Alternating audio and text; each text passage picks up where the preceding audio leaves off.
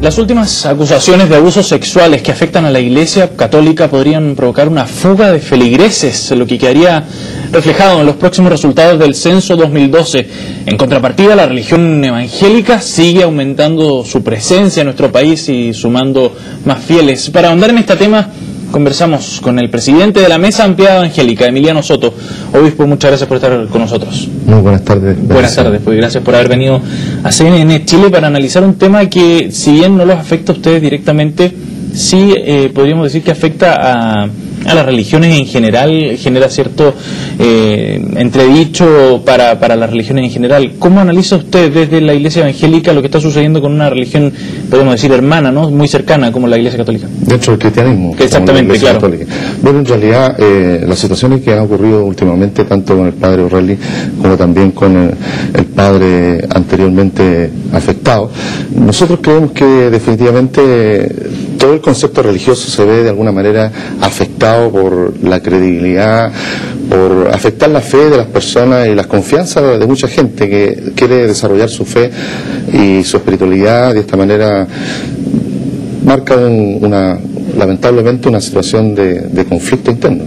¿A ustedes le genera desde los fieles, digamos, algún tipo de cuestionamientos, preguntas? ¿Aparece este tema sobre la mesa en la relación con los fieles? Definitivamente, la gente está tremendamente preocupada por esta realidad religiosa en Chile. En el caso de la Iglesia Evangélica no podemos expiar culpas o digamos, definitivamente hacernos un lado de una situación que pueda estar pasando en la Iglesia Católica, sino que nos preocupamos tremendamente. Hay conversaciones y definiciones de seguir tomando digamos, medidas precautorias con respecto a realidades que se viven en la diversidad religiosa en Chile. Claro que sí. ¿A qué, el análisis que hacen ustedes, a qué atribuyen esta, digamos, sucesión de hechos, de denuncias que se han producido en los últimos años? Porque en general en la Iglesia Evangélica no hemos tenido casos conocidos o tan bullados, por lo menos, de denuncias de abusos sexuales, como sí ha sucedido en la Iglesia Católica en el último tiempo. Aquí hay que decirlo, la conducta del ser humano, la conducta del sacerdote, definitivamente es diferente a la conducta del pastor. El pastor tiene una familia, digamos, tiene la posibilidad de tener su esposa y desarrolla una vida sexual normal. Lamentablemente, el caso del sacerdote, a través del celibato, no tiene esta posibilidad de desarrollar su vida sexual normal, y eso lógicamente le coarta la posibilidad de poder desarrollarse en una conducta normal, y esto provoca que en un momento dado se den este tipo de situaciones y lamentablemente se pueda caer en la pedofilia o en los casos tan bullados como se ha estado tratando en estos últimos días, que son lamentables. ¿Usted cree que la clave es el celibato, entonces, podría ser? Yo creo que uno de los factores que afecta la conducta de los sacerdotes es precisamente el celibato. De hecho, la vida sexual es antinatura, por lo tanto, ir en contrariedad a lo que la naturaleza nos pide, nos solicita, y es una necesidad real del ser humano, provoca que de alguna forma se busquen unas conductas que lamentablemente son conductas desviadas y que al final afectan el desarrollo y la vida de los sacerdotes.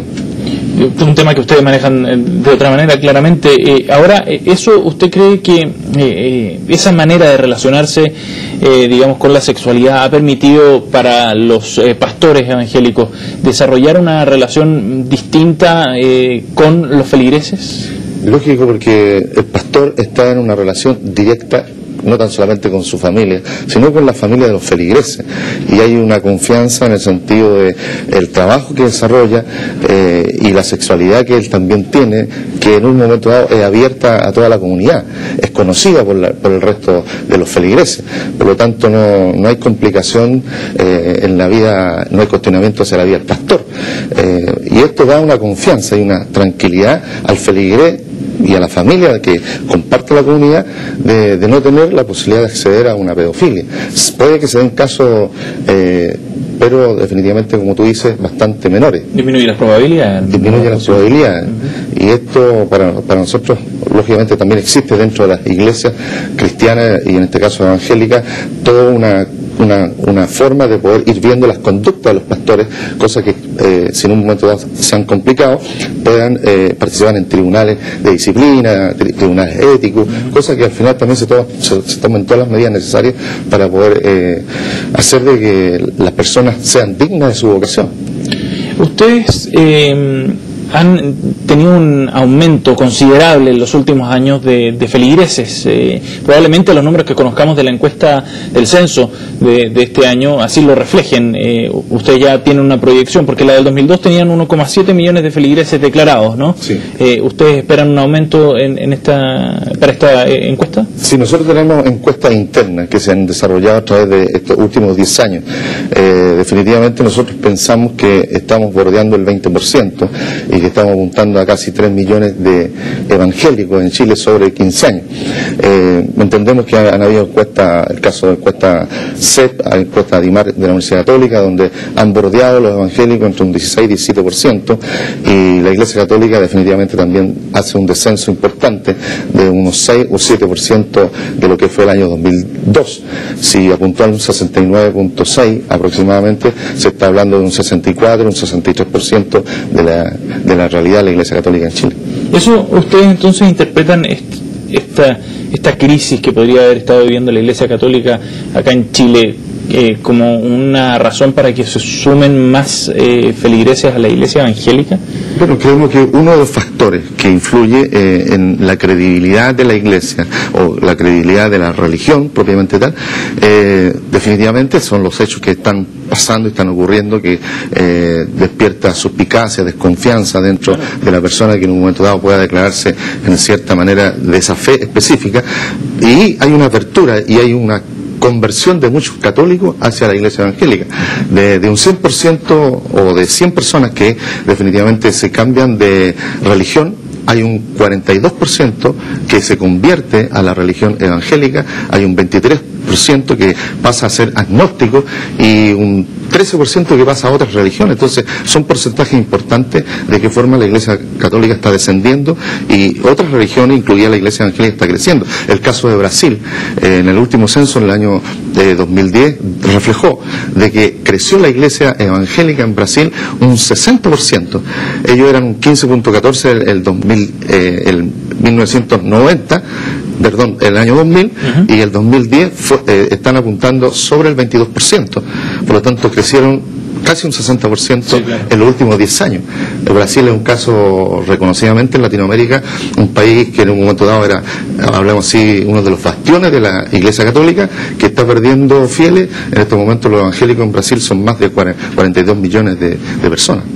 ¿Y usted cree que la manera en que la Iglesia ha enfrentado esta crisis, la Iglesia Católica ha enfrentado esta crisis de los últimos años, ha sido la adecuada, ha sido la correcta, en relación precisamente a lo que usted habla, a esta credibilidad que ha ido perdiendo la Iglesia, a esta desconfianza que se genera con sus propios feligreses?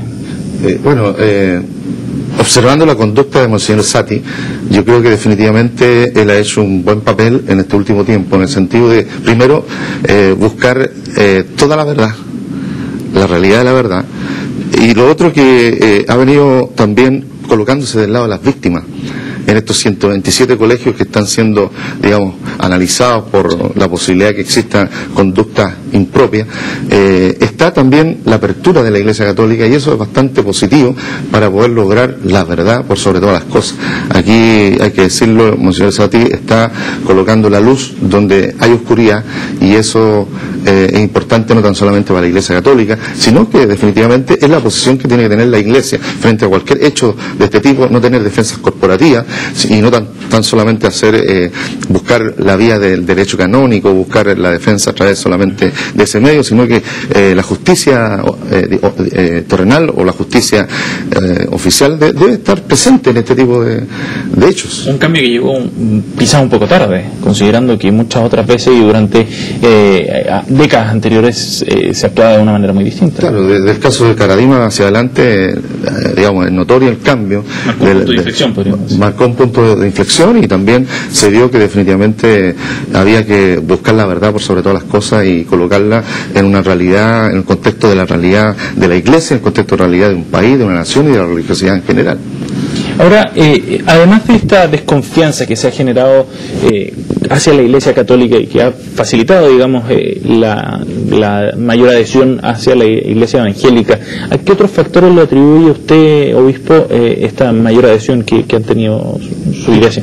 Yo creo que la Iglesia evangélica también está, el hecho de estar presente, estar activa, estar, digamos, también teniendo una credibilidad importante, el hecho de que ocurran hechos, nosotros creemos en la sanidad, en milagros, creemos en la conversión total de la persona, eso también da una posibilidad de que la gente también busque una alternativa posible, y la participación en los cultos de muchas autoridades, la participación en los cultos de mucha gente que ve mucho fervor, mucha hablemos a mucha acción, la gente busca mucha presencia de Dios, y eso lógicamente definitivamente la gente asume esa realidad evangélica, y de ahí han comenzado a crecer iglesias en todos los barrios. La Iglesia evangélica también apunta a lugares donde la Iglesia católica a veces no ha llegado, inclusive hasta hablemos así, las fuerzas policiales, o donde está la posibilidad de que el Estado no llegue, la Iglesia evangélica está presente ahí. Por lo tanto, es la única alternativa para que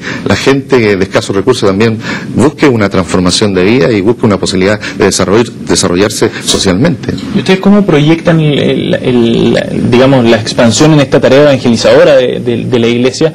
¿Cómo lo proyectan hacia el futuro? ¿Ustedes creen que van a seguir aumentando su presencia, considerando además el debilitamiento que hemos visto en la Iglesia católica? Bueno, esto que la proyección del desarrollo de la Iglesia evangélica se está viendo en toda Latinoamérica, tanto en Guatemala, en Brasil, en Chile, son los 3 países en el cual, de acuerdo a los sociólogos, hay un crecimiento estimativo que va increciendo del desarrollo de la Iglesia evangélica. Por lo tanto, nosotros pensamos de que mientras no ocurran hechos lamentables dentro de la realidad evangélica, la Iglesia evangélica va a seguir creciendo y va a ser un baluarte importante del protestantismo a nivel mundial. ¿Eso significaría que la Iglesia católica seguiría perdiendo fieles? Probablemente, si no se toman las medidas que tienen que tomarse, las precauciones y las correcciones que tienen que hacerse de acuerdo a su propia realidad, otras religiones, y la Iglesia evangélica incluida, van a seguir creciendo y desarrollándose en los países de Latinoamérica. Obispo, le agradecemos a su tiempo con CNN Chile por haber venido a conversar de estos temas que, como veíamos, digamos, están afectando no solo a la Iglesia católica, sino que generan repercusión también en otras iglesias. Le agradecemos su visita a CNN Chile, pues. Muchas gracias. Con esta entrevista entonces hacemos una pequeña pausa y volvemos luego con más informaciones. Espérenos.